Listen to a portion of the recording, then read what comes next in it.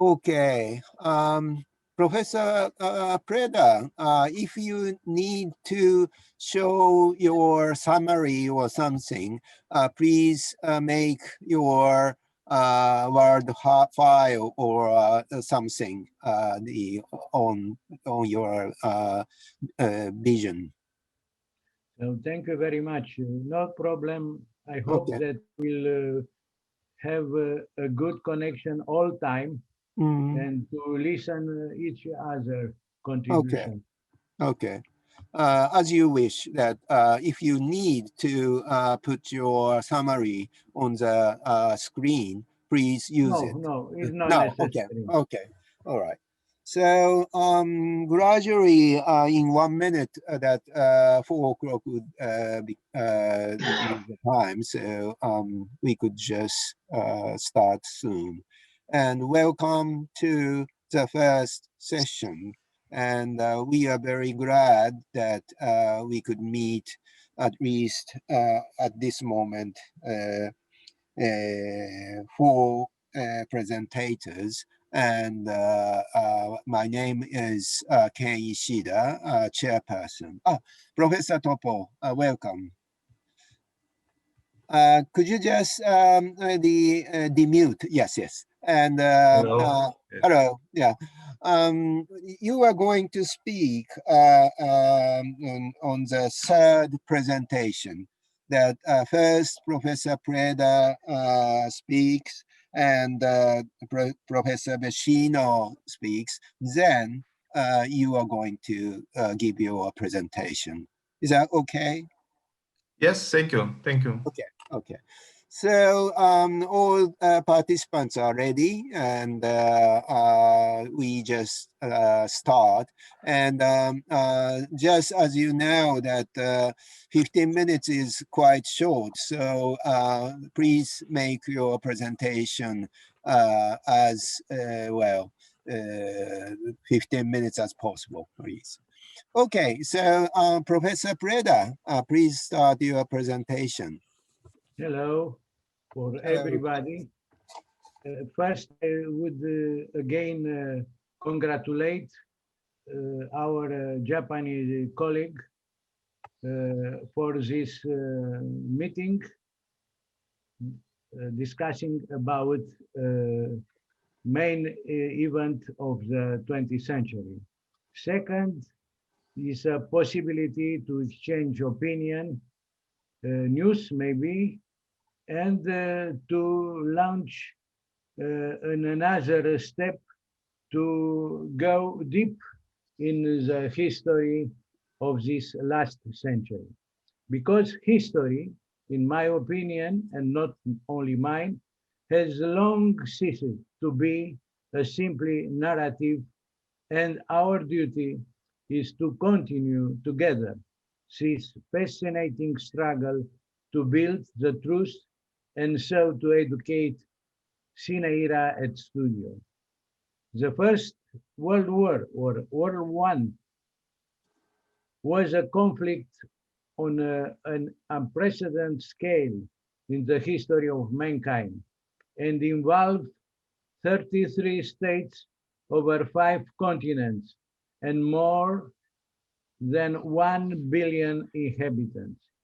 It lasted for 52 months and caused major geopolitical changes and profound transformation in people's lives and attitudes. In July 1914, out of the 23rd independent European nations, 20 were monarchies and only 3 republics.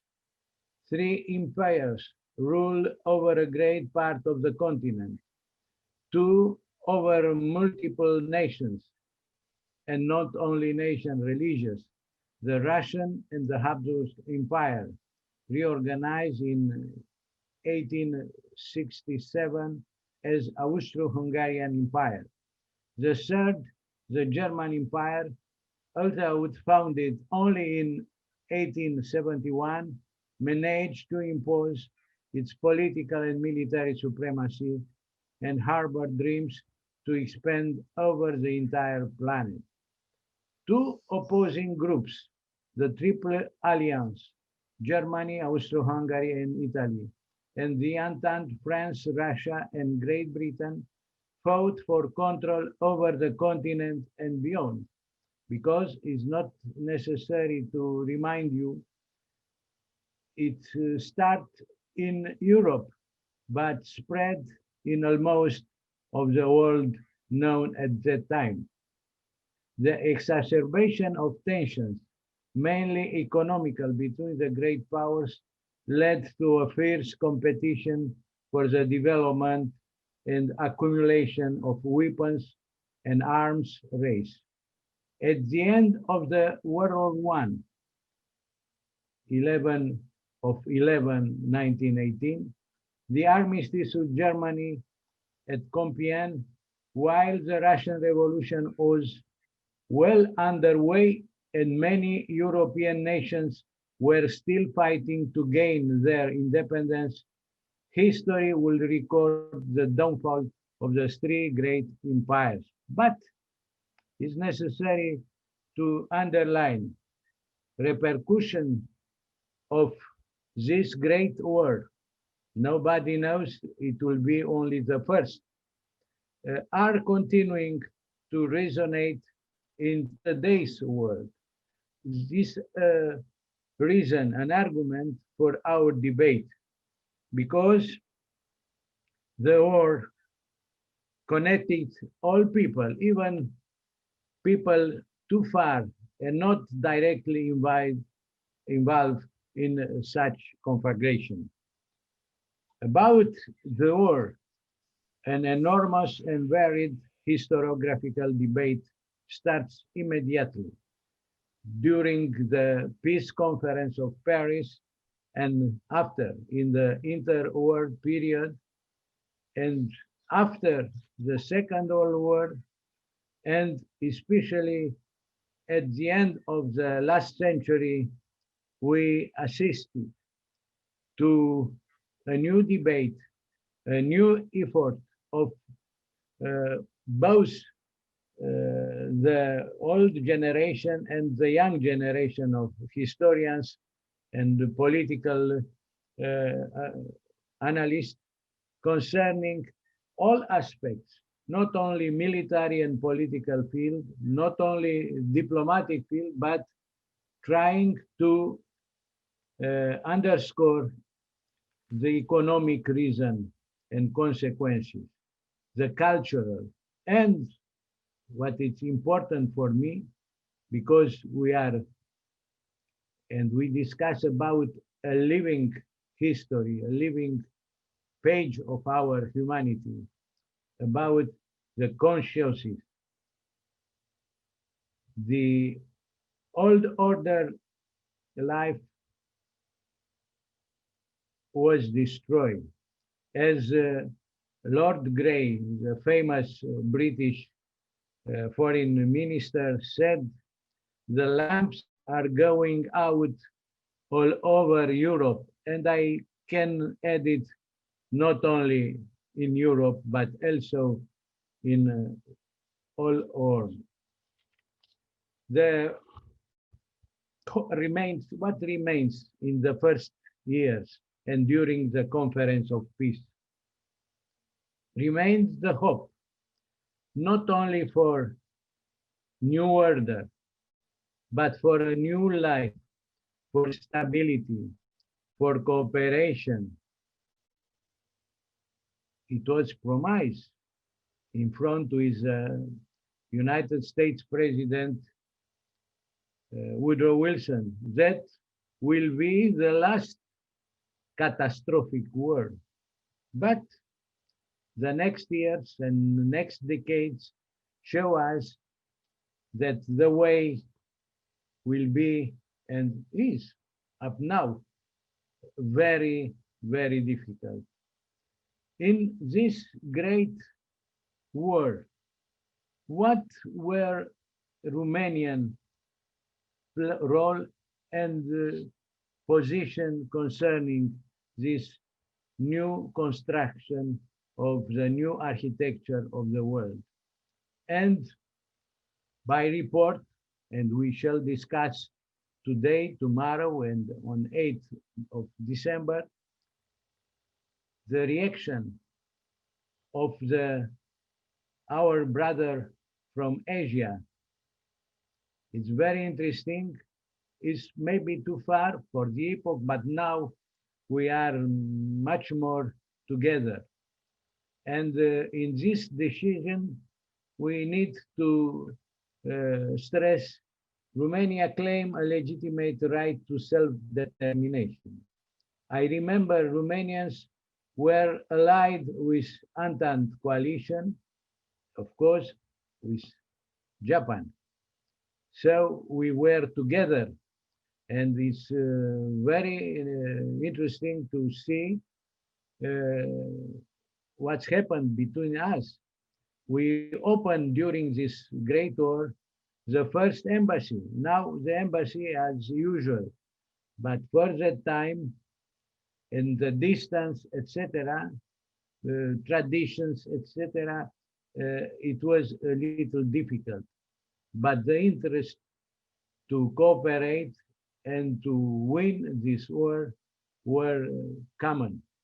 And I remember for our Japanese public that during the war, the emperor and the Japan government expressed his admiration for the Romanian war arms and victories in 1917, giving a sword of honor now existing in our museum.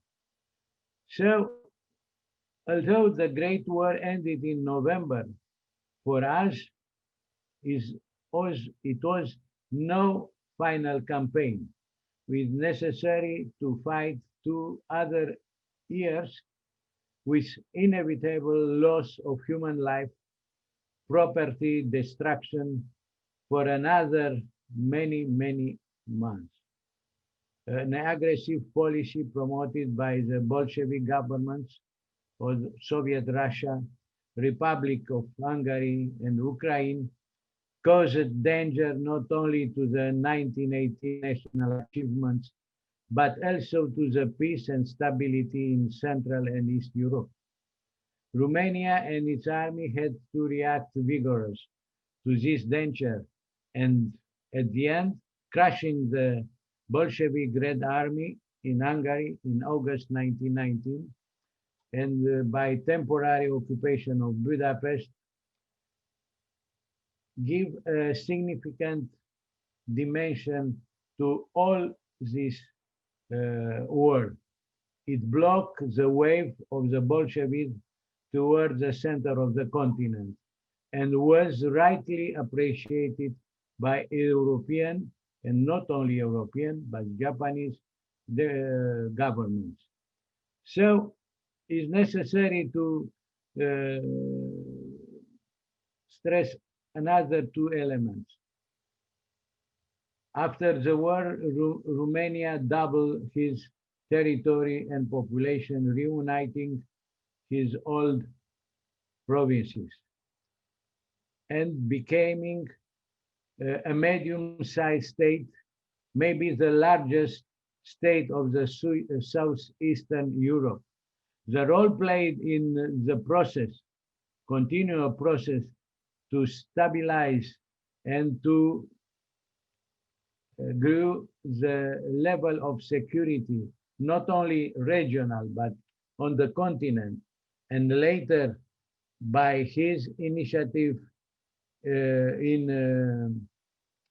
of Titulescu, of course, in the first line, for respecting the independence, respecting the people voice. We know, and we have no time to call, but I remember this figure of international relation because we celebrate in 22 his 140th anniversary of his born. European unification appeared during this first year after the war and will be in our days realized. It's the birth of modern Europe. The Europe of the empires became the past. Europe of nation states took over. Many of the Eastern European countries, now EU member states, declare independence after the war. The map of the Europe as we know today started to take form. Furthermore, Europe made the first attempt to embrace a world order based on liberal values, international treaties, and human rights. And I can add it because I come to the end of my intervention. The end of the Great War for us all also triggered a wave of a completely new idea.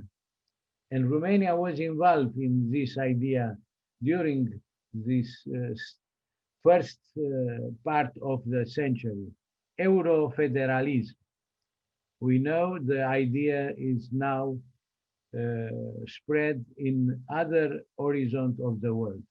Important that the idea of unification is necessary to be permanently on the road for a peaceful continent, for a peaceful world. During the debates, I can add other elements. Thank you very much.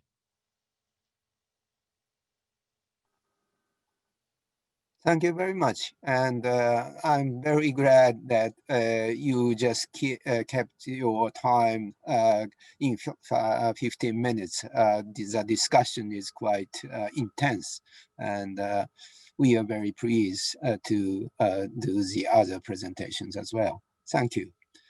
So Professor Vecino, could you demute your... Yes. No. Okay. Well, thank you very much. I will try to keep my 15 minutes, no 1 minute more, because I think that is very interesting what we are hearing today, many different aspects of the reality of the past, the present, and the future. I will reiterate my congratulations to Professor Kumiko Haba and her team for this Congress. And because, as I said before, we are going, as we know, in a very difficult time. It's very interesting. I mean, I think that even if the situation, and you know that in Europe is especially difficult for the COVID and so on, I think that we have the opportunity to live really historical times. From my point of view, I think that Western civilization is essentially based upon three, or mainly two, pillars: capitalism, democracy, and a special international scenario. The three of them. The two of them have an important, a very important played role in the third one, in the international scenario. I think that we are doing with new factors. We have to take into consideration factors that are completely different to those that we used to have in the previous decades. I think that the crisis today that I will explain in democracy and in capitalism as economic system was absolutely inevitable since 1989, since the end of the communist regime. But from my point of view, the COVID has only accelerated the transformation that the world had to suffer. let me start with democracy. Democracy is living, from my point of view, democracy we knew before, democracy that existed since 1945 essentially, and in many countries since the end of the Second World War, of the First World War, sorry, has suffered a very important setback.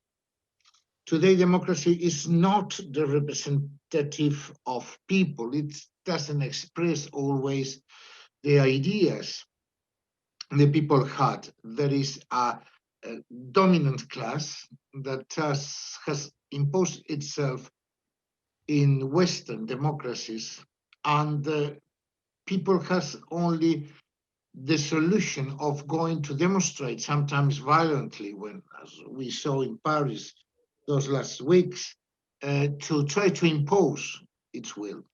Today, people doesn't feel very much represented in the traditional political parties. And from the point of view of workers, trade unions today, they have not the importance they had just 40 years ago. If we look back, let me see, for instance, in the 50s and in the 60s, to how democracy worked at this time, and how it works now, it will be extremely difficult to analyze this evolution or negative evolution towards a system which only to a certain extent represent the will of the people, as I said before. There is no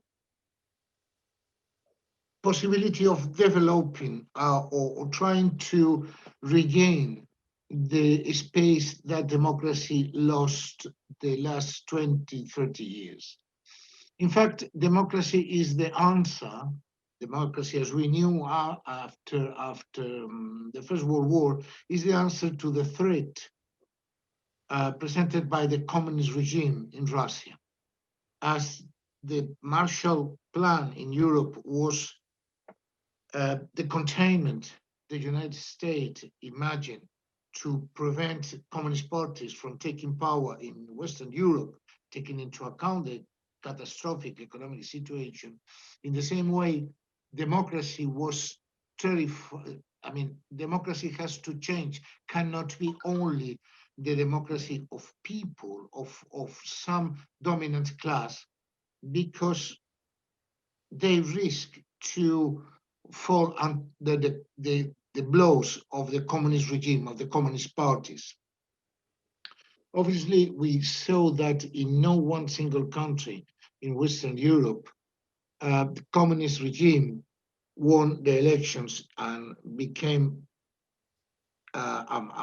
government without the support of the army, or the Red Army in Eastern Europe. After 1989, this threat disappeared. And the reality was that the idea that capitalism can't develop without democracy has proved to be wrong. We see many countries, some countries in the world, that are not democracy and have an excellent economic development. Capitalism can work without democracy, as we saw, for instance, in Germany or in Italy in the period in Italy 22 and 45, and in Germany from 33 to 45. So something has changed. Something very important has changed, and we have to focus on that evolution to try to understand how the future will be. From my point of view, the future for democracy is very much compromised. I think that democracy will shrink from the actual position to a much more controlled democracy by the financial powers, by the economic powers. The fact that in many countries, the system has been reduced to cast a vote every 4 years. And after governments couldn't care less about what people think, it's a proof that something has gone wrong in democracy. It will concentrate, from a point of view, in the hands of very few people, something similar to what happened in Athens in classical 5th century, but without the exigence of responsibility that the governors in Athens had to respond in front of the people after his or their mandate. So we have the power, we have no responsibility. And in that sense, a democracy, I think that the clue for democracy is not to cast a vote, but the right of people to ask for responsibility for those who have governed them during the last 4 or 5 years, whatever the system will decide from election to election. Today, unhappily, as we see, governments do whatever they want, but they are not responsible in front of the people. The only thing people can do is not to vote anymore for them. If it goes on in this way, democracy will disappear as we know it today in just 10, perhaps 15 years. But this democracy is deeply connected with capitalism. Capitalism has suffered the same impact from the Russian, the Bolshevik revolution, or coup d'etat to be exact, as democracy. Capitalist, as it was at the beginning of the 19th century, has evolved for the pressure of workers, for the problems with the wars in 1914, and it tends to share a part of its power with people, with workers. The importance of trade unions in Europe from the period essentially after the First World War to the 80s, more or less, is impressive. But it was based too in the same concept that communism has an enormous power and capitalism has to choose between risking a revolution if people can't go out of the progressive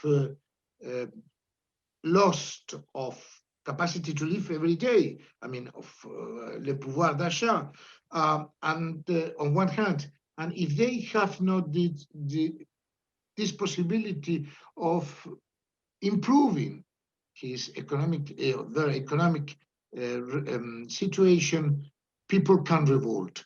In front of that, and repeat what happened in Russia, with the difference that after 1945, there were a very powerful enemy, that was the Soviet Union. So capitalism withdrew from its preponderance in the economic field in Western Europe and in other countries until 1989, when the Soviet Union and the danger of Soviet Union and revolution disappeared. Now capitalism is going back to recover all its power, as it was at the beginning, as it was when we had just simply pure capitalism, liberal capitalism, at the beginning of the 19th century. The question is how to share, how to make people buy the products are built or are fabricated, and at the same time, how to control that. It's obviously that if in the 90s, at the beginning of the 19th century, the importance of trade was enormous. Today, the main role in capitalism is financial capitalism. But to a certain extent, it's a financial virtual capitalism, because we see that from one moment to another, stock exchange around the world fall to levels absolutely unimaginable. For instance, those months with the pandemic, with the COVID, most of Western stock exchange has fallen 20, 25, 30%. And suddenly from one day to another, only because pharmaceuticals say that it has discovered the vaccine for the COVID-19, all the stock exchange retake all the levels that have lost. It's very dangerous to live in a virtual capitalism because from one day to another, we can find that there is nothing. But this capitalism is not taking into account the needs of people. This capitalism that is imposing itself in Western Europe couldn't care less about if people need or don't need. The state is shrinking, obviously. And this place is, for a simple motive, controlled by the financial system. Because if democracy is one man, or one person, one vote, in the capitalist system is how much you have, and taking into account how much you have, you will vote in the same sense. So I think that next decades, 20 years, perhaps 25, we will see an enormous development of financial capitalism that overshadow the rest of institutions in the West. And capitalism and democracy have an important impact on international relations.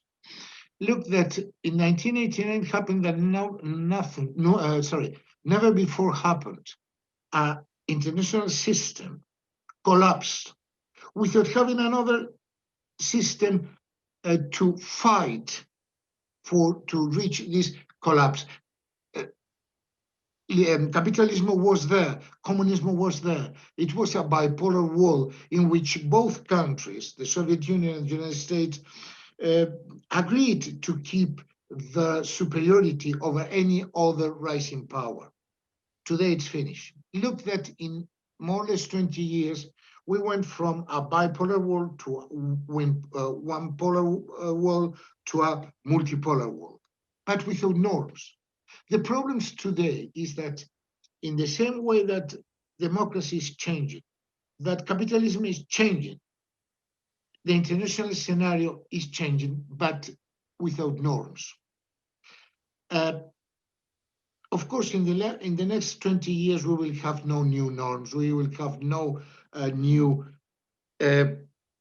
structure in which international relations will develop. First, we have to go through a period, perhaps of 20 years of transition, in which main powers will construct and will look for, we construct a new international scenario, looking for occupying a special post in this new scenario. Today, and for the next decades, the idea of unipolarity, of bipolarity is over without any doubt. The point is how those countries, we have seen the case, for instance, of Brazil, that at the beginning it seems to have a very powerful regional power, and today is really lost, absolutely lost in the new scenario in which it has not the place it wanted to have before. So the problem is that they are constructing a new international scenario without norms, in which the danger comes from the fact that anyone can make alliances with anyone without knowing exactly what to do or what scenario or what norms to create. But we have to deal with that in the next years. Thank you very much. Thank you very much, and very stimulating presentation. And let's go to the third presentation from Professor Topor. Please begin. Thank you. Hello to everyone from ICHIR, from Romania. I would like to express, first of all, my gratitude to be present at this wonderful conference and to congratulate the organizer for this wonderful event. My paper is about security, the security of Southeast Europe in the first interwar decade, Greater Romanian between conflictual neighborhoods and regional alliances. Just wait a moment, because I have a little material, a PowerPoint to share for everyone. I think it's sharing now. Okay. At the end of the Great War, 1914-1918, the territorial border in Southeast Europe was profoundly changed and only apparently strengthened by the peace treaties signed in Paris. The states in Central and Eastern Europe newly appearing or reappearing on the map or significantly changing the configuration of their territories were facing great difficulties. They were in search of protectors and founding and had important divergences between them with crucial effects on the course of events in Europe. The disappearance of Austria-Hungary meant that the structural problems of Central and Southeast European stability were worsened instead of being solved. At the same time, with Austria-Hungary had also fallen the system of German alliances forged before the Great War, which had provided Romanian with security for 30 years. Romanians' alliances with the Central Empires, joined by Italy on 9 May 1888, remained the foundation of its foreign policy until the start of World War I. The political agreement with Austria-Hungary was signed in 1883 and renewed for the first time in 1997. It was never matched by a military convention, despite the fact that the issue of military cooperation between the contracting parties had become one of general interest as early as the winter of 1887-1888 in the context of tension between the Central Empires and Russia. The situation of Romanians living in Hungary was one of the original flaws of the alliance, but it was not a major impediment for maintaining the agreement. The Romanian national question, despite being activated in the decades preceding the war, did not produce tensions in the relationship with the main ally, Germany. It never overshadowed the relationship between Romania and the Habsburg monarchy and did not change the course of Romanian security policy before 1914. The guiding principles remain the same: maintain the existing borders and have no territorial expansion.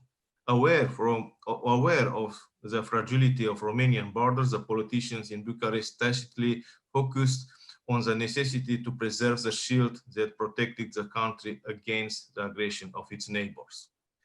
The death of the King Carol I, shortly after the outbreak of the war in Europe, 27 September 1914, caused a fundamental paradigm shift in Romanian politics. Decision-making moved into the hands of the government, and the Prime Minister Ioan undertook to reorient the Romanian foreign policy towards entering the war on the side of the Entente powers. The national questions returned firmly to the agenda and became the watchword in all government's actions. The new king, Ferdinand I, a nephew of Carol I, married to Maria Mary of Romania, the daughter of the Duke of Edinburgh, had tacitly approved the change in course of Romanian foreign policy and had approved the shift of the gravity center in terms of decision-making. Romania's intervention in the World War I was decisive for the nation's fate.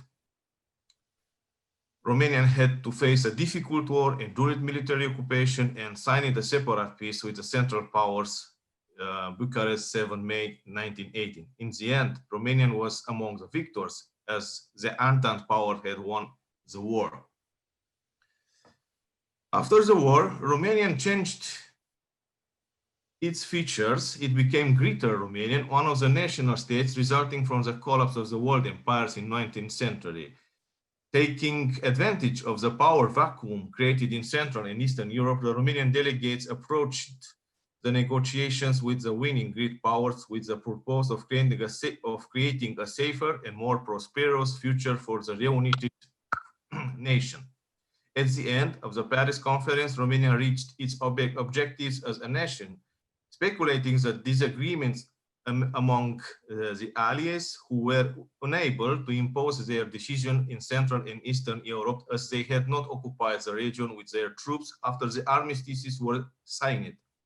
The conference could only ratify border modifications that had already been applied by Romania and by other states located at the periphery of Austria-Hungary.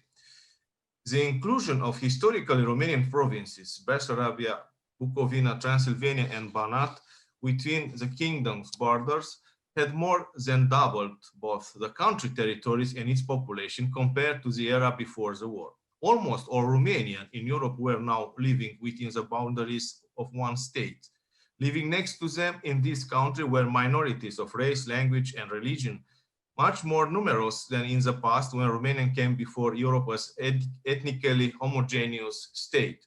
The constitution adopted in 1923, however, defined it by the phrase unitary nation state, the country that was the outcome of the Great War. Its borders were greatly extended, and this made the relation with the neighbors more complicated. The security threats in this new country between the two world wars did not originate, as they had in the past, solely in the expansionist ambitions of the neighboring empires, but it had been the case with Russia in 19th century, when the territory of the Romanian principalities had been occupied on 3 consecutive occasions by the Tsarist armies. This time, the threats were based on the vulnerabilities of the Versailles system, reflected in the significant growth of the revisionist threats across Europe. For this reason, the objective of Romanian foreign policy between the world wars was to secure its borders. This attitude influenced the choice of its new allies and reflected the relationship with the neighboring states. Romania had become a member of the League of Nations and had been integrated into the French security system for Eastern Europe through the Treaty of Friendship with France signed in 1926. The Romanian government sought to contribute through various means to defense of the Versailles system. In all critical circumstances that challenged the system of collective security, Romania invariably sided with the Western powers. In 1935, for example, Romanian delegates supported the economic sanctions adopted against Italy following the invasion of Ethiopia. 1 year later, in 1936, when Germany denounced the agreements made in Locarno and reoccupied Rhineland, the Romanian governments expressed their indignation and consent towards France's and Great Britain's hesitant reaction. When the security guarantees insistently pursued in London and Paris proved to be an ineffective and diluted substitute for the former treaties that were placing the pre-war Romania on the orbit of the German alliances, the Romanian government sought out the solution of regional alliances. Romania became actively involved in the establishment of the Little Entente and of the Balkan Pact, political instrument through which it sought to forge alliances with Poland, Czechoslovakia, Yugoslavia, and Greece. The aim of these agreements was to counteract revisionism in Southeast Europe. They oriented the national security policy towards providing a joint response from the regional actors that were vulnerable to the threats coming from Bulgaria and Hungary. The fact that interwar Romania was engaged in regional alliance projects separated it from the security policy pursued before the outbreak of the war in 1914. Until then, Romania had shown detachment and neutrality in relation to the arrangements made by the Balkan states, despite the fact that in Balkan Peninsula, in Macedonia, in the Pindus Mountains, lived an important community of Aromanians, a population related to the prevalent Romanian ethnic element living in the kingdom. Invited in 1912 to adhere to the Balkan Alliance, an alliance built for war purposes, Romania rejected any active involvement and proclaimed itself neutral in the Balkan nations' war against the Ottoman Empire. Even the military intervention during the Second World War, 1913, did not occur as a consequence of any preliminary alliance. Although acting against the same region enemy, Bulgaria, the Balkan belligerents, Serbia, Montenegro, and Greece did not sign political conventions, nor did they make any military commitments in their relation with Romania. The project of a closer Balkan connection, one that would include Romania, appeared only later, after signing the Bucharest Peace Treaty in 1913. Regional alliances, despite occasional successes, did not provide the security support required by Romanian government. Firstly, they did not acquire over time the necessary cohesion, both in terms of coordinating political interest and in the complementarity of business interests.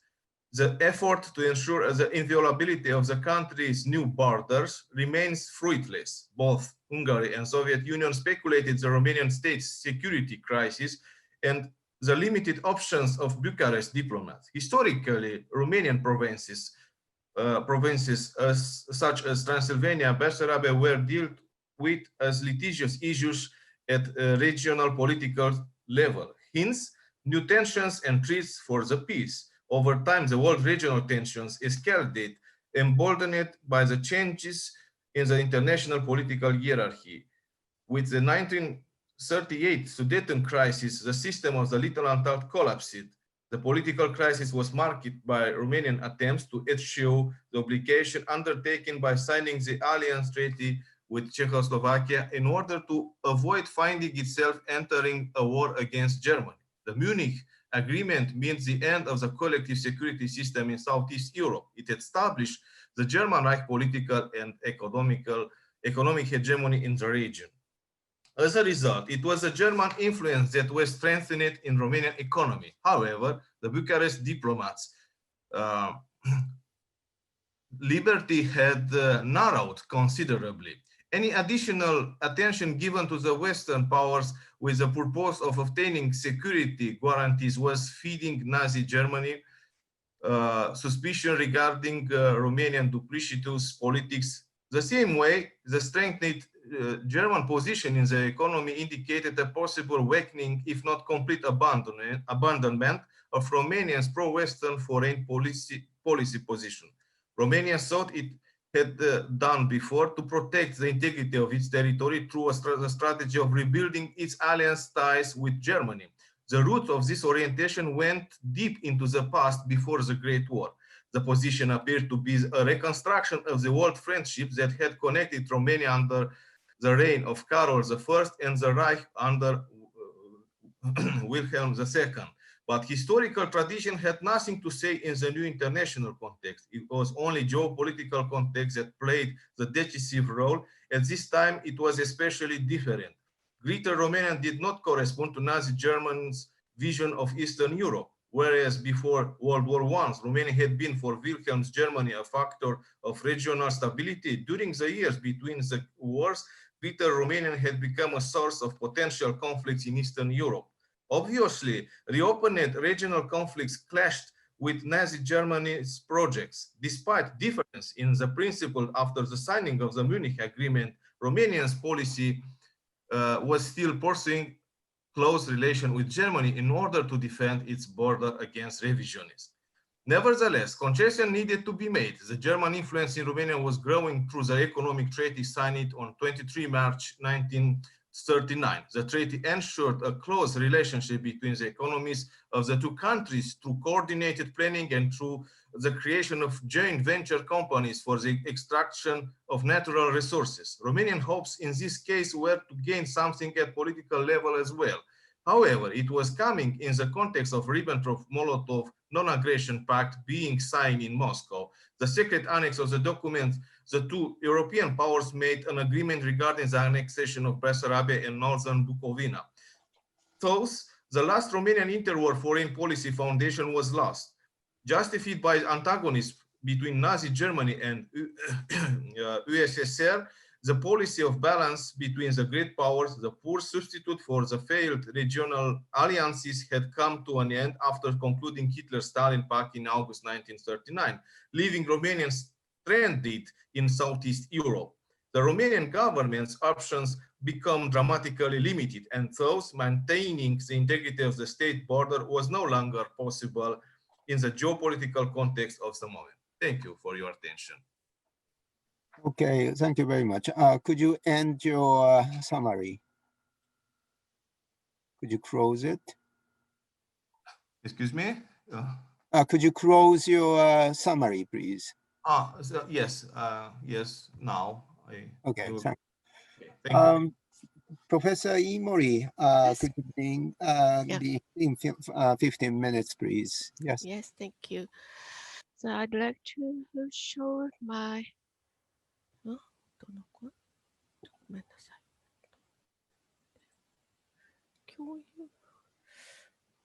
共有をしたいのですが、共有を押すと、あれが出てきますが。すいません。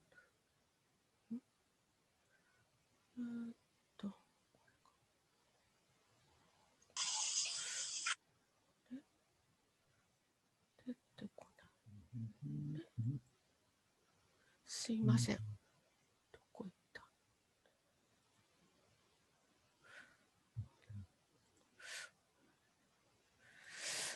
あれ？どう？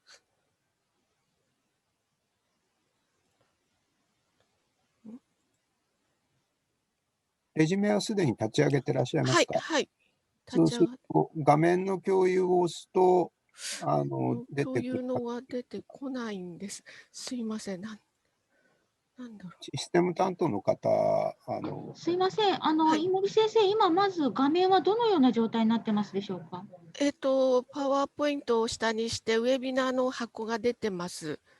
はい。ウェビナーの箱はどのぐらいのサイズで、どの場所に？真ん中です。真ん中のサイズの小さめです。では、そこにカーソルを持っていっていただくと、全画面に表示されるようになりませんかね？全画面表示。はい。はい。ウェビナーをまず全画面に表示していただきまして、はい。はい。そうしますと、出てきました。はい。出てきました。お願いします。はい。はい、じゃあよろしく。はい、すいません。はい。So sorry for the, I'm very thankful for the great opportunity to give some report today. And frankly speaking, I'm not good at English, but I will read my report. It's too short to read Shibusawa's speeches. I have to skip them. Please refer to my paper to be published later or to the screen, please. Then my name is Akiko Imori, Research Fellow of the Institute of Asia Pacific Studies, Waseda University, and also the lecturer of the Asia University. So now begin my report. This is Shibusawa Eiichi, shown in the American periodical. He established and managed over 500 enterprises and supported around 600 philosophical activities, where the Japanese entrepreneur Shibusawa Eiichi, born 1840 to died in 1931, is so well known as the father of Japanese capitalism that his portrait will be printed on the new Japanese 10,000 banknote in 2024. Many books about him are published, which either evaluate his business management from his young days in Paris till his retirement, or concentrate on studying his book, The Saying of Confucius and Abacus, from the standpoint of Japanese ethics and business. However, today I'd like to discuss another aspect of his life, his role promoter of internationalism in the 1920s period of Japanese globalization and his endeavors for mutual understanding in the wave of globalization after the First World War in the context of international relations. His belief in the role of the League of Nations and the League of Nations Association of Japan, here abbreviated LNAJ, can be seen in his address on the radio on the 10th anniversary of the ceasefire, where he stated, he evaluated the League of Nations based on the economic international cooperation, and he criticized the nation-first policy. The German philosopher Immanuel Kant's famous Zum ewigen Frieden perpetual peace, a philosophical sketch, 1795, was first translated into Japanese as a booklet published by LNAJ in 1924. While there is no certain evidence that Shibusawa directly ordered this translation, he was nonetheless the LNAJ's first chair from 1990 to 1931, and obviously willingly supported its activities. Well, today I'd like to focus on his engagement with LNAJ. Section 1 shows how Japanese diplomats were rather reluctant participants in the establishment of the League of Nations. And Section 2 introduces Shibusawa's participation in a variety of non-governmental associations. He worked to develop mutual understanding through an exchange of people and ideas in many organizations, because he believed that the more people developed a mutual understanding of international society, the better they could achieve economic development through free trade. In the third section, his support of LNAJ activities and his approach to engagement for international peace are illustrated and analyzed through his speeches. Thus, in the final section, the LNAJ and Shibusawa's important role as its chair in the interwar period of Japanese globalization will be evaluated. As a background of my report, I'll show you the Japanese attitude. After the ceasefires ending the First World War, the Japanese government and people were delighted to be recognized as belonging to the winning alliance, and were conscious of themselves as one of the 5 great powers, or the top-ranking countries in the world. However, originally Japanese government was reluctant to participate in the League of Nations. For example, the diplomat Makino Nobuaki wrote in his memoir, quote, "The League of Nations shall be layered and utilized politically by the European countries. But if Japan didn't participate in it, we would lose opportunities to negotiate about international politics among the member nations."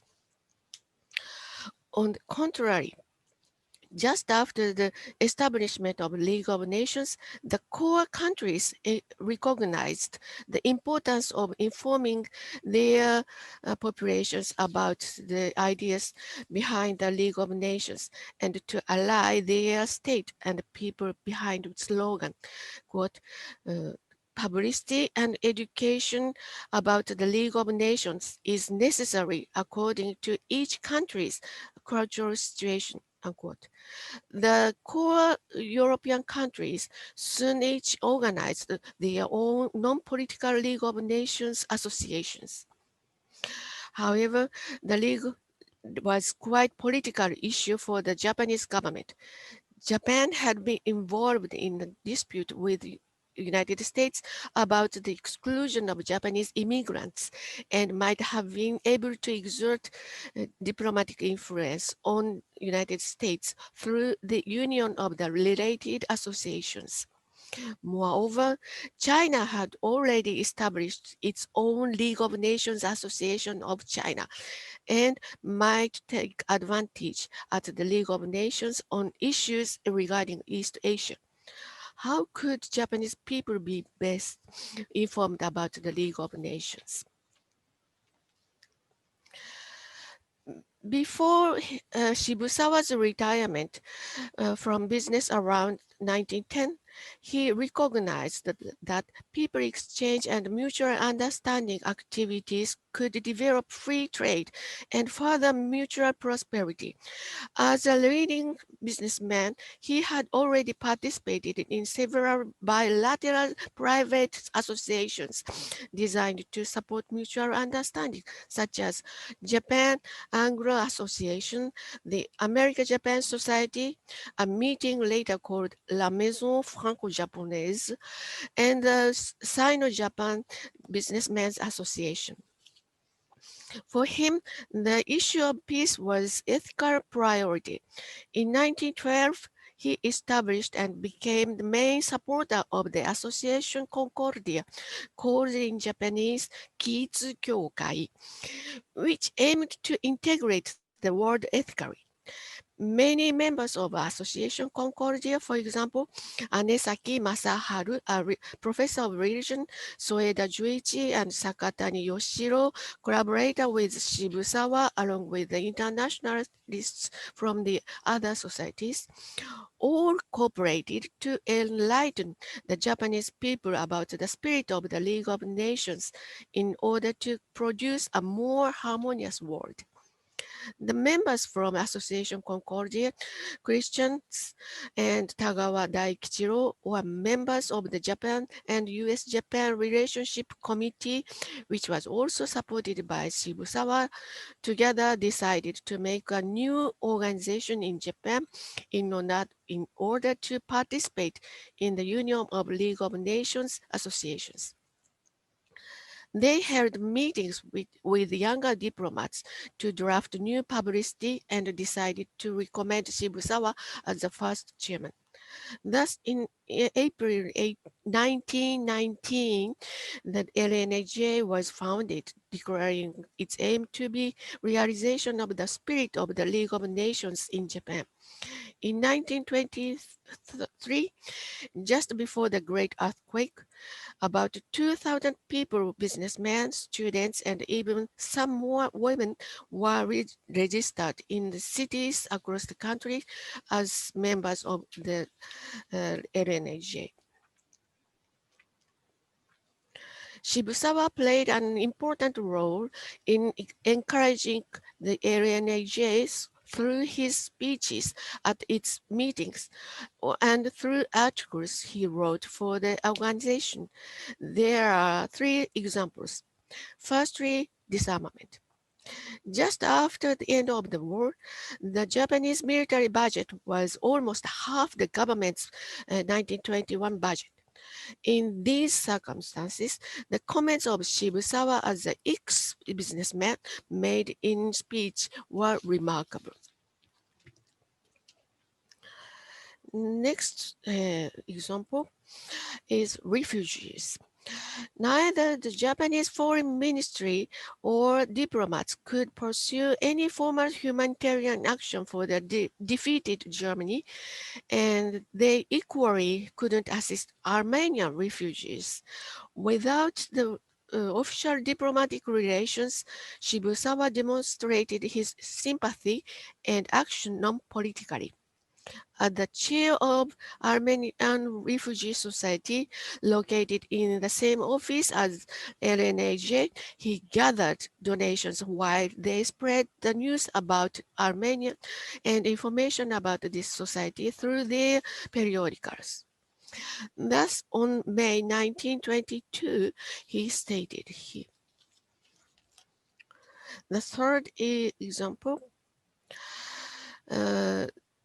just after the great earthquake of 1923 in Japan, many countries immediately sent large donations and a large amount of relief supplies, as the Japanese government didn't express formal gratitude for this. But Shibusawa undertook the necessary steps. Additionally, he helped to restore the daily life of foreigners who had lost their homes in the disaster. Moreover, he greatly appreciated of relief and humanitarian activities from China, especially since the two states had been involved in economic disputes. Thus, he wrote in his articles in the brochure of LNJ that here, in conclusion, the Japanese Foreign Ministry was rather reluctant to participate in the League of Nations despite the organization's political significance.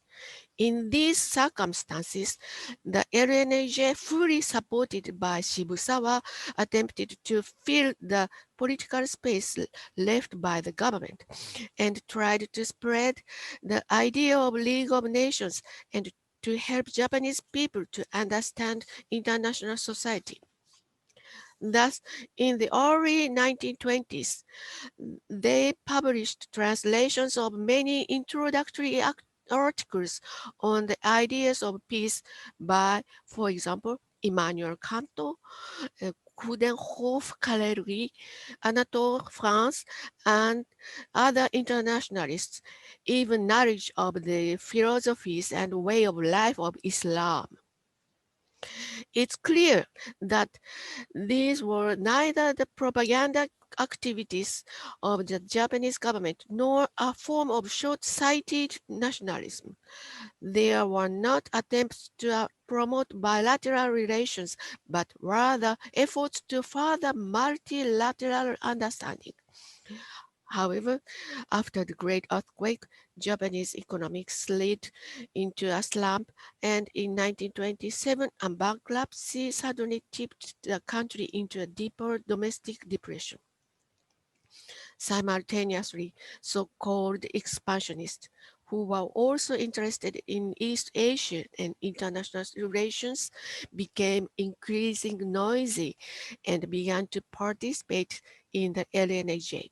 Indeed, even the foreign ministry recognized the importance of publicity and shaping public opinion, and young diplomat began to work at the office, acting on instructions from the ministry.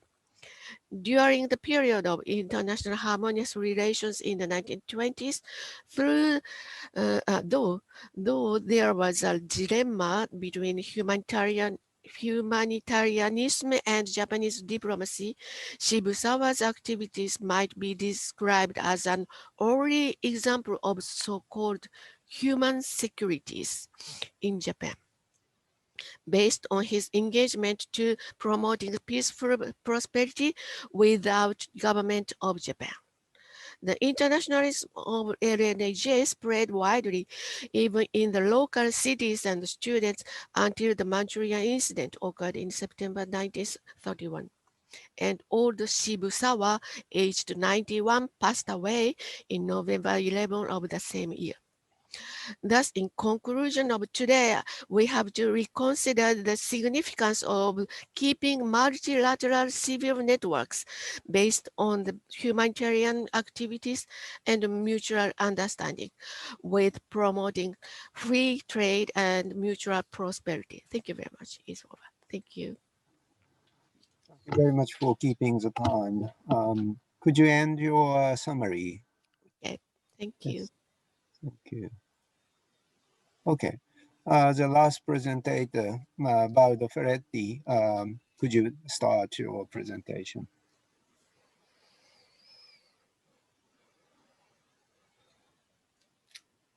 First, demute your, yeah.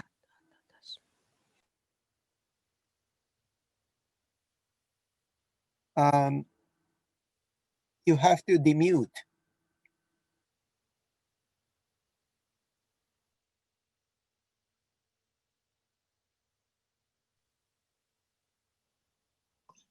Yeah. Okay. Okay. Yeah. Excuse me. So I will not produce a resume. However, I will first thank the organizers of this conference for inviting me and for the chance to see old friends of mine like Professor Ishida and Kibata Yuichi, and also I would thank Professor Haba, Miko, whom I had the chance to know more than 20 years ago. The title of my paper is Disarmament and Equilibrium Between the World Wars, the two world wars. I'm starting. The Covenant of the League of Nations, attached to the Treaty of Versailles of June 28, 1919, established at Article 8 that the members of the League recognize that the maintenance of peace requires the reduction of national armaments to the lowest point consistent with national safety and the enforcement by common action of international obligations. Such principles reflected an ideology which had developed since the late 19th century and was tentatively endorsed by the 8 conferences of 1899 and again in 1907. The idea that was largely gaining traction in the public opinion of several countries at the time was that the reduction of armaments and the adoption of judicial procedures would be able to resolve international disputes and avoid wars in the future. The diplomacy of arbitration achieved important results and made important steps forward between the First World War, especially in English-speaking countries and in the Far East. Also, it is important to note that such a program played a role in the political settlement following the First World War. The whole construction started to creak soon, however. It was done no favors by the American Senate refusal to ratify the Treaty of Paris and the advent of an isolationist administration in the United States. In the background, however, one should also point out that several powers took the League of Nations only for a new diplomatic mechanism, largely overlooking the intellectual premises of the American president. In the Pacific area, the Washington Conference was held in 1921 to be followed by the Five-Power Treaty of 1922. As a consequence, a rift occurred. On the one hand, there was the system of disarmament put in place in Washington, which regarded naval armaments and included only the 5 signatory powers. On the other hand, there was the League of Nations. Some countries, including few potentially powers as of yet, remained outside both entities, whether because they had been on the losing side in the war like Germany, or because in spite of the size, they still had not obtained full recognition by international society, as was the case for Soviet Russia. The League of Nations program did not apply to the United States. At this stage, the partisans of a general disarmament to be extended to as many countries as possible realized that a bridge must be devised between the two systems, but political obstacles promptly materialized. Aside from the concerns of several minor countries, the Five-Power Treaty was the result of a difficult compromise that took into account the strategic competition between the USA and Japan in the Pacific Ocean, and at the same time between France, Italy, and England in Europe. In addition, its regulations, based as they were on different standards assigned to the tonnage of the fleets of each country, followed the model suggested by the USA, but were prone to further difficulties as they did not solve fundamental issues like the limitations on heavy cruise. Hence, any observer could have easily realized that major problems were in store.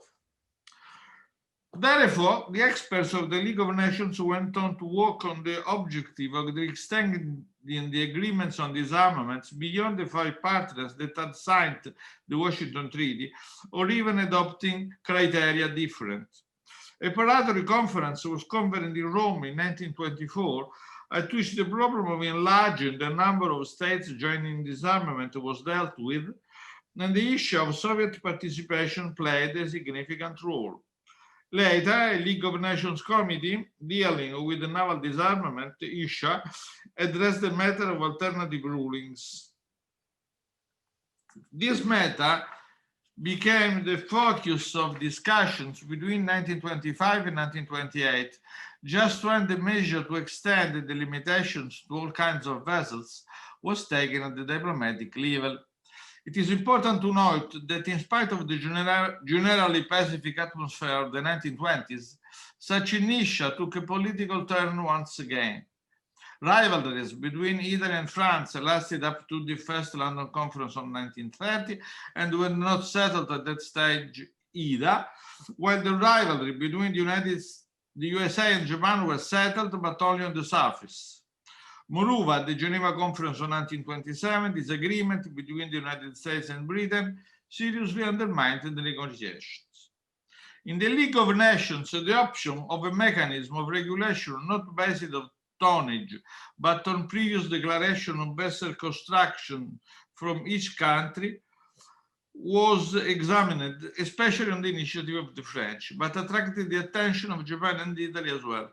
Hence, by the tail end of the 1920s, two general avenues of discussion were opened, one focusing on possible new principles for disarmament, and another on the prospect of inviting additional countries to join the Washington Five Powers Treaty. Moreover, the global political framework changed in the meantime, as the League and the Washington system was challenged by certain powers committed to shaking up the existing international order. As you know, it is, so I have just to mention that these countries were Japan and Germany. The imminent threat of a new war was new perceived, and disarmament began to be seen as a way to avert actual dangers to peace in the framework of the deterrent strategy of certain powers. In addition, other issues gained force alongside the discussion of the naval parity in the Pacific area. France and Italy gradually realized that if disputes were settled, their collaboration on curbing German revisionism would be far more effective.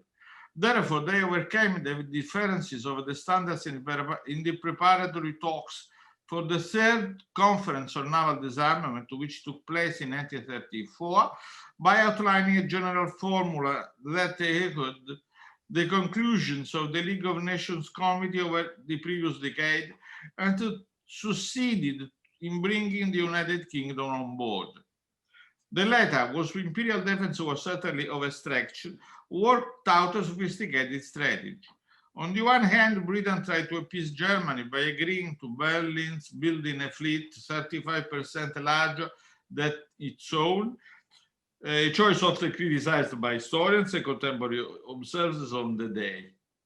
On the other, Berlin was persuaded to conform ultimately to the qualitative limitations stipulated by the London Conference of 1935-6, which forbade the newest and more powerful warful types of cruisers. In this way, the British hoped to contain the overall menace engendered not only by Hitler, but by Japan as well. One very revealing case was that of the Soviet Union. Since Stalin thought of building a military fleet both in the Western Hemisphere and in East Asia after the USSR joined the League in 1934-5, he began to fear a clash with Tokyo in Asia and with Germany in Europe. Paradoxically, that put the USSR in an uncomfortable situation. Russia demanded the same standard of armament as Germany, yet was in need of technological assistance from the United Kingdom, which laid down the condition that Moscow adopt the rule established by the Naval Disarmament Conference of 1935. Russia, however, expressed reservations, claiming that full parity with Germany would make it difficult or impossible to face the menace looming in the Pacific. Stalin was on the verge of rejecting an agreement and risking an arms race, but ultimately a final deal was reached in 1937. In the above framework, the cases of Japan and Italy should be considered parallel. The former's attitude was swayed by the influence of a faction of the Imperial Navy, which opposed the standardization of the fleets, I'm quoting, demanding a common upper limit for all partners of the treaty. It is important to note, however, that even that radical group indicated a scheme for disarmament only after lengthy discussions, of which we don't know all the details even now. Besides, the Japanese delegates conceded that in principle they would not have rejected a formula based on the equality of the standards and the previous declaration of the tonnage of the ships to be built. It is interesting to note that both the Americans and the British took the promise of the Japanese Navy to abstain from an arms race at face value, and that for this reason, the international impact of the failure of disarmament in 1936, or naval disarmament in 1936, was perceived as less important than is frequently claimed. The case of Italy prompts similar observations. It was hardly coincidental that in the so-called ICHIR agreement of April 16, 1938, the government of Rome, which had not signed the Naval Treaty of London following the Ethiopian crisis, and Italy's break with the League of Nations, recommitted to naval disarmament once again.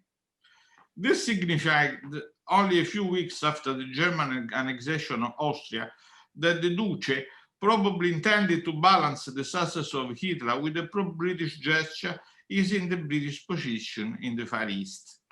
In the background, Italy continued to use disarmament as a tool of power politics, designed to control the swings in international equilibrium at the time when tensions were increasing. Ironically enough, in the spring of 1938, such policies could even inspire a degree of optimism, given that they implied curbing the imminent threat to a stable balance of power. On the one hand, the agreement between Italy and Britain made the menace coming from Japan less dangerous for the latter. This leads to one final question, i.e., why this ultimately positive factor did not help to avoid the war, which exploded roughly 1 year later. The obvious answer is that stronger forces were working in the opposite direction. In spite of the end of the Washington system, the Japanese Navy continued to exert a restraining role on the radical section of the military class for 2 years longer. As for Italy, throughout the tumultuous development of the negotiations of the tripartite alliance and of the Pact of Steel, Mussolini, as contradictory as his policy was, did ultimately attempt mediation between Germany and the Anglo-French group on the eve of the Czechoslovakian and Polish crisis between 1938 and 1939. Moreover, in the overall atmosphere of the late 1930s, the principle of pacifism embodied in the Covenant of the League of Nations were losing force, even in the public opinion of the democratic countries like England. The advent of a world war between 1939 and 1941, involving both Europe and the Asia-Pacific area, showed that disarmament had failed. The reason seems to be that as a basically technical instrument designed by intellectual, legal experts and strategists, disarmament could not resist the wave of powerful political forces at a historical time marked by marked aggressiveness. In any case, it produced the effect of slowing down the descent into the global crisis, only confirming the validity of its original premise. Okay. Thank you very much. Thank you very much. And I really appreciate your cooperation for the timekeeping. And we have only 9 minutes left, but probably sorry, until 45. 45. Oh, yeah. Sorry. Yeah. So we have at least 20, 25 minutes. And I could raise a question for all the presenters, that all the presentations are related to kind of the confrontation between the idealism and realism. That especially the famous book, 20 Years Crisis by ICHIR, that the kind of the friction or tension between idealism and realism are existed. And of course, as you know, that interwar periods are quite very tension period and a kind of very the tragic in terms of the from First World War to the Second World War. But on the other hand, as these some presentators already mentioned, that there are kind of the arguments of new perspectives and new scenarios for the world vision, like a League of Nations or this kind of democracy or this kind of the arguments on the one hand, but on the other hand, there was a very tense arms race during the time of the interwar period. And how we could just make a kind of bridge between such idealism and the realism, in order to see that the how in the next century or this century that we could manage to just see the new perspective for the future of the world. This would be very interesting point that many of you that's presentators already mentioned that one side of the realistic perspective, but at the same time that there are idealistic perspectives. So how one could just combine these two arguments or these two facts together in your analysis. Could you just begin the same, the order that Professor Preda begins first, and then the Professor Vecino, Professor Topor, and Professor Imori, and Professor Ferretti. Probably only you have 3 or 4 minutes, but please do start. Professor Preda. Thank you very much. My very short presentation presenting only some characteristic of this long century with many battles, confrontation, and the effort, the initiative relayed by my colleagues to the peaceful development. Europe is no longer a continent of war. Today we can appreciate the fact that the peace is the norm instead of conflict, and that European states collaborate instead of fighting each other. But it's necessary to take the lesson of history and to expand this lesson in the work, in our demarches to educate the young generation for this new model of cooperation in the benefit of everybody. So if the First World War started as a war of the Europeans against Europeans, the participation of the other countries, including Japan, give us the possibility to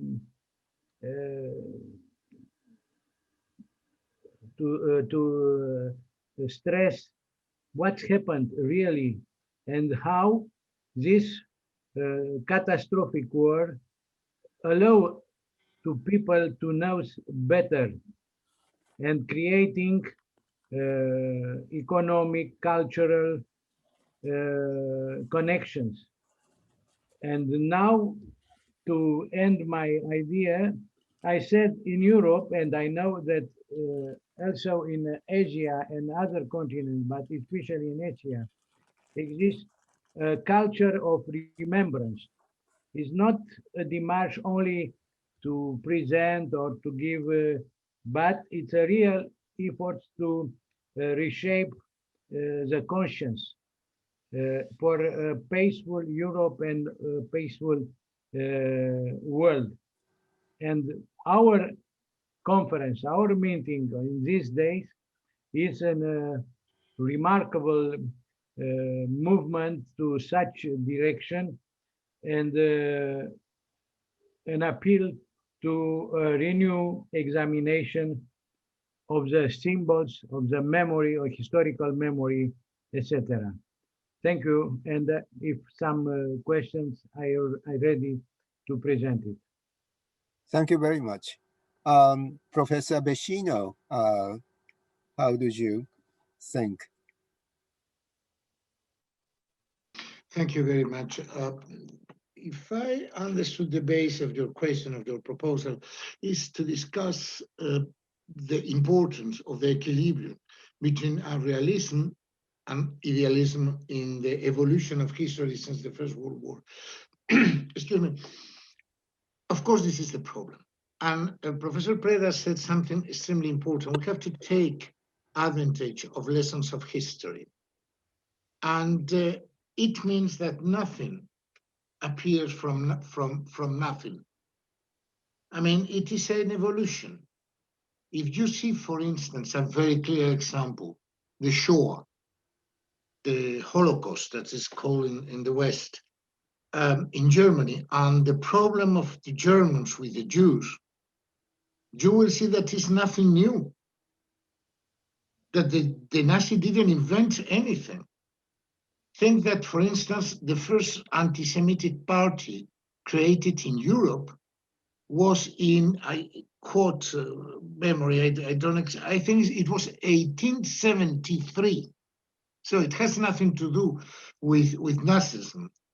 We have to take into account the reality, and the reality of today is that a new event, a new circumstances has appeared that it was not in existence before, but absolutely unimaginable.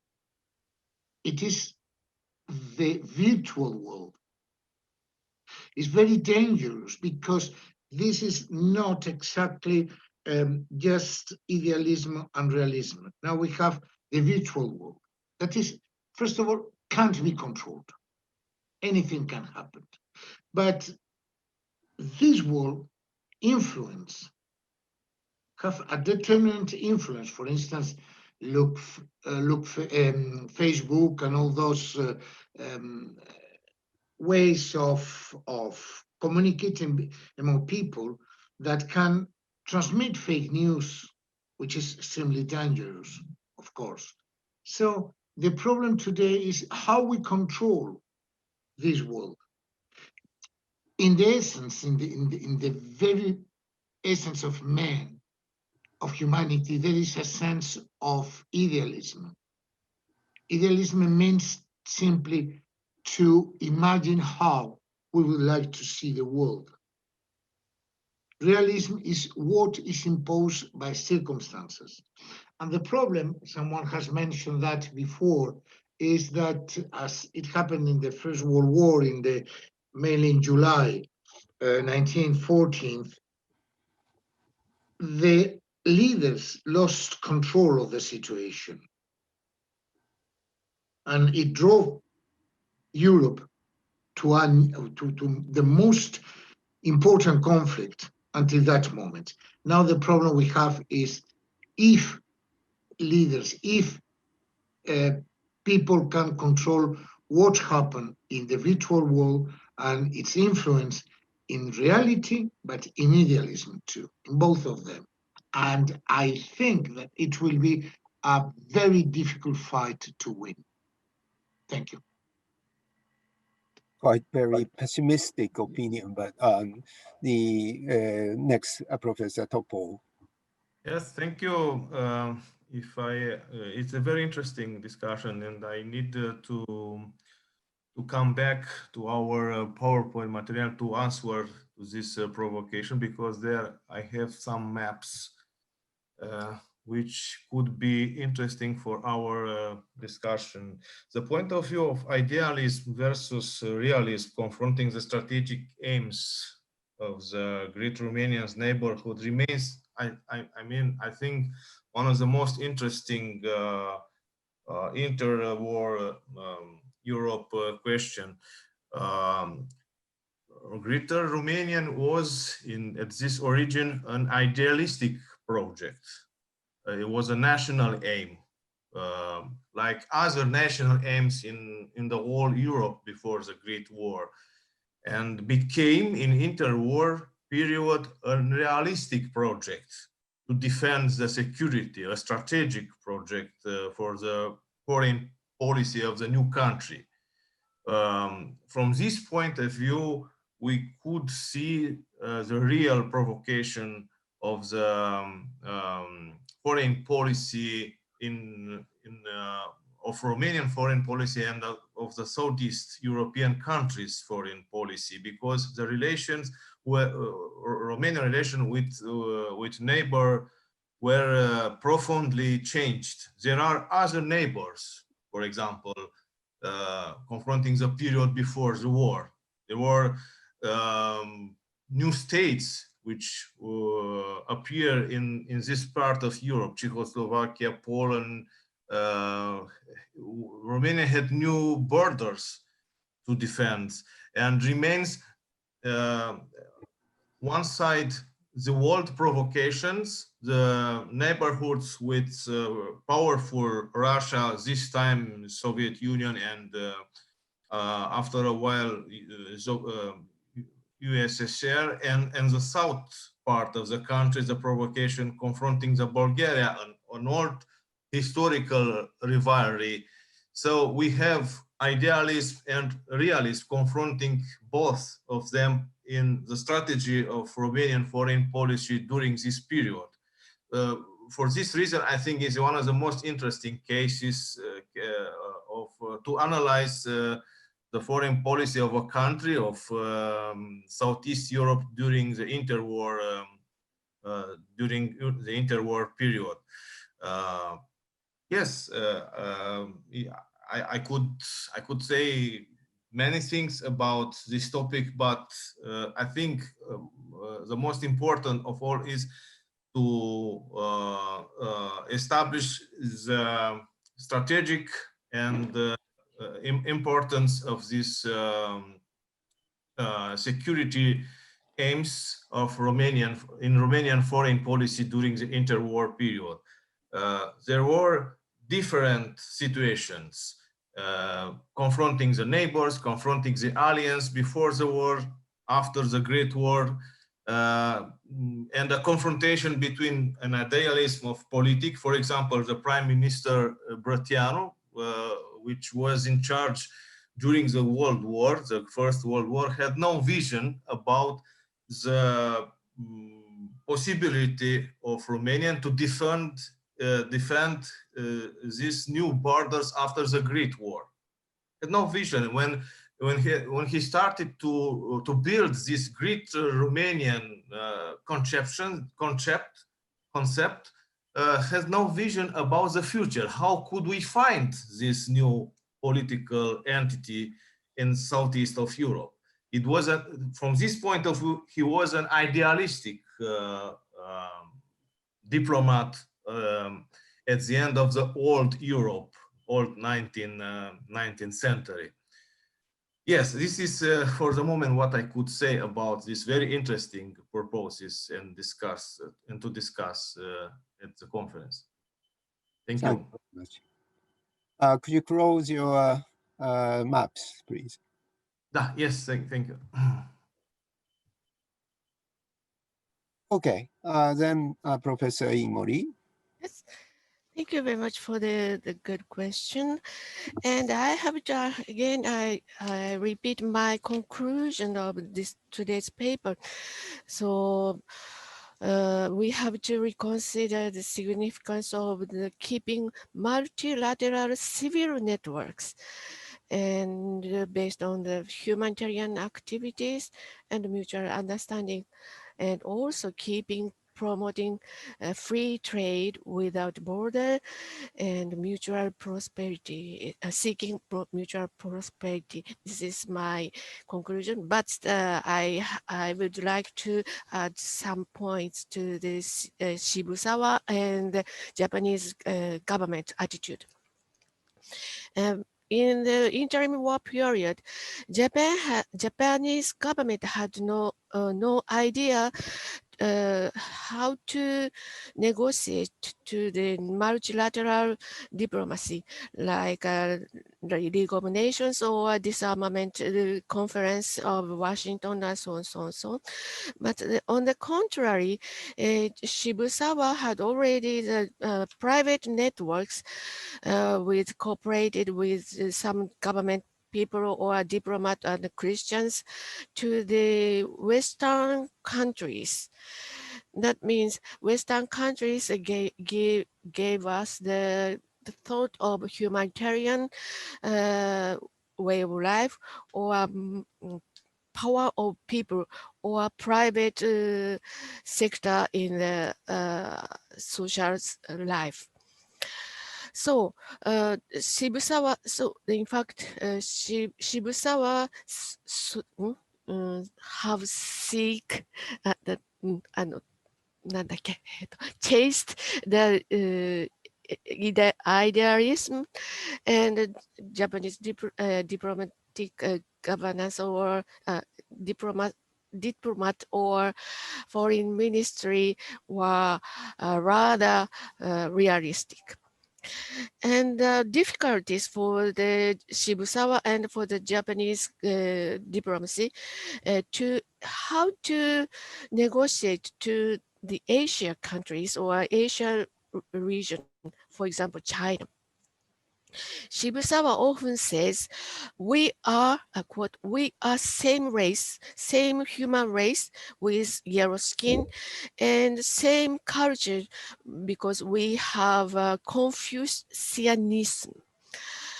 He also he had a slogan, we can understand very easily with Chinese people and Korean people or other Asian people. But in fact, that was Shibusawa's recognition of Confucianism. In fact, Chinese people, Chinese history developed another history to the Confucianism. And the Chinese people are also disregarded the Confucianism already. So I have to say the cultural understanding is very difficult in the diplomatic dimensions, but keeping connections with people and keeping activities to understand each other's. And the Japanese realism was decided by the disaster in 1923 of great earthquake, and also the economic depression just after the great earthquake. So I have so many times compared with at that time and now with COVID-19 disasters at that time in Japan was compared with our facing COVID-19.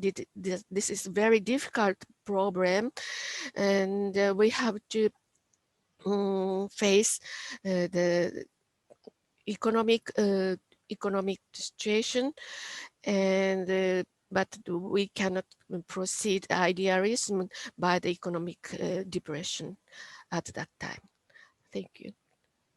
Thank you very much. Professor Ferretti. Yes, thank you. No, I think that we should maybe focus on one point. We hinted at the fact that either idealism and realism played a role in the international history of the 20th century. But I think we should stress that the matter is that there were, how to say, realistic factors, no, as power politics, and on the other side, maybe intellectual or factual factors which intermingled with each other. No? On the one side, the behavior of the state on the international scene are bound to a kind of, I might say, of law, no? There was a sentence of a diplomat of the beginning of the 20th century who said that the equilibrium is a kind of law of nature which is regulating, no, the behavior of the states. At the same time, however, we should not deny, no, it would be a catastrophe to deny that the pushes coming from the civil societies are playing a role. And ultimately, it begins a problem of political science, I think. No? There are two streams of factors which combine, and the result is what materially happens in the different historical moments. Of course, I think there is much to discuss and much to study about that, because we have not a model about how it works, no? And of course, I would add one more thing, that I think after the Second World War, this mechanism has worked in a different way in respect to before, because the influence maybe, especially in some countries, the influence of the civil society has grown stronger than before, but not decisive. And on the other side, there have been the rise of countries which were not great powers, no, before the Second World War, and where this phenomenon is less important. So it is largely a matter to study again. I think maybe one more conference could be interesting, and it could so combine with the discussion about the general theory of international relations. I think so I have nothing more to add. It would be a much longer speech. Thanks. Thank you very much. Almost the end of our session, and it was quite interesting discussion, I think, and in the limited time. Professor Haba, probably the closing remarks, please. No. May I ask a small question, if it's possible? Yes. Yes, I'm sorry, but it is 45, sorry. Professor Ishida asked idealism and realism, very interesting question. But I'd like to ask a more similar concept like nationalism and democracy. Between Wars is very, very interesting period considering politics and nationalism and democracy. In the 1920s, it is a progressive concept, but it turned in the 30s. It is very destructive and dangerous and aggressive policy. So I'd like to ask when, why, and how this progressive concept changed to the dangerous and destructive concept. If someone answer about that, I'm very much appreciate. Thank you very much. Did you have any opinion? Please raise your hands. Yeah. No, my impression is that the economic crisis of the end of the 1920s played a major role in this development, because the strength of nationalism in the 1930s was largely made heavier by the stress, I would say, no, of the grassroots layers of the European societies, and to some extent, the same thing may have happened in Japan. At that stage, the influence of intellectual elite who were more involved in the Pacific thought, the pacifist thought, in the philosophy of, how to say, enlightened, with an enlightened background, grew weaker than before. So nationalism in itself is ideology, but at the same time, this is a point of discuss, there is no time, no? But nationalism on the one side is an intellectual factor. On the other side is a way of self-developing of the natural tendency of the powers to how to say, to affirm themselves. I think that so ultimately there was this problem which related to the relationships between the ruling elites and the rest of the populations of the world at that time. Thank you. Thank you. Professor Vecino, you raised your hand. If I Yes, thank you. Hello, committee. It's a pleasure to see you and to have with us today. And thank you very much for your effort for this wonderful Congress. I have studied especially the problem of the origins of nationalism and in relation with democracy. Look, nationalism and democracy, they have a point in common. They are born with a society of masses. Without masses, we have no nationalism, we have no democracy. Of nationalism, the origin is the word nation. And then we have two different aspects of nation. Nation according to, and the first one is according to what the French Revolution say, a nation. Lavesiege wrote, the nation is the people without aristocracy and without the clergy. So this is a kind of nation that is not aggressive. But on the other hand, and even if it has said that Fichte, Johann Liebert Fichte, launched with his 10 lessons in the University of Berlin in 1810, I think, the idea of nation in the German sense of blood and so on, a heritage.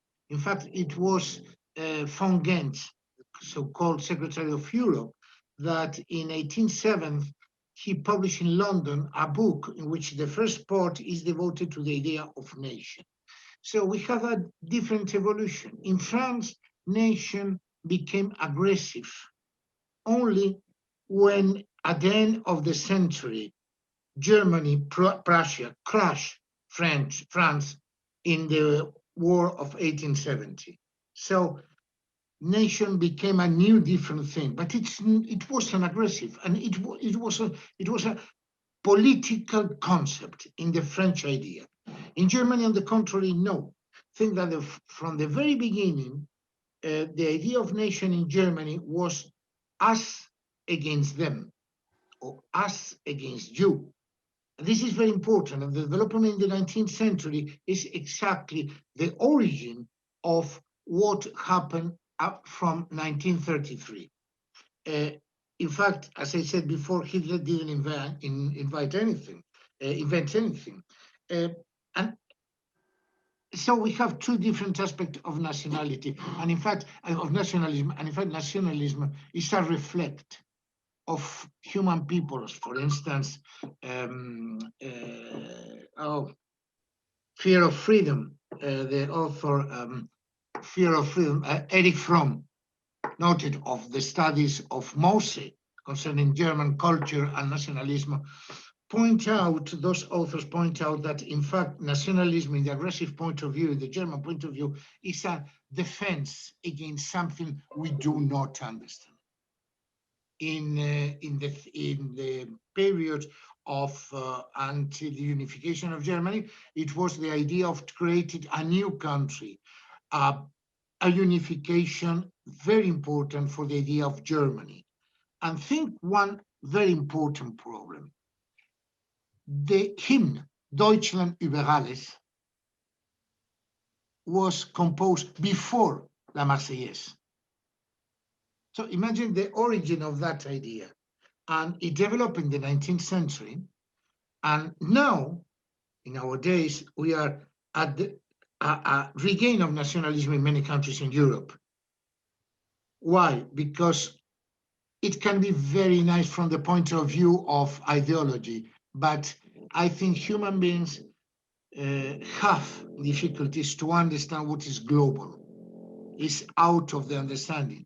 And the only thing they see is that there is an, excuse me for the word, but it's things like that, an invasion of foreigners that change the habit, the culture of our countries.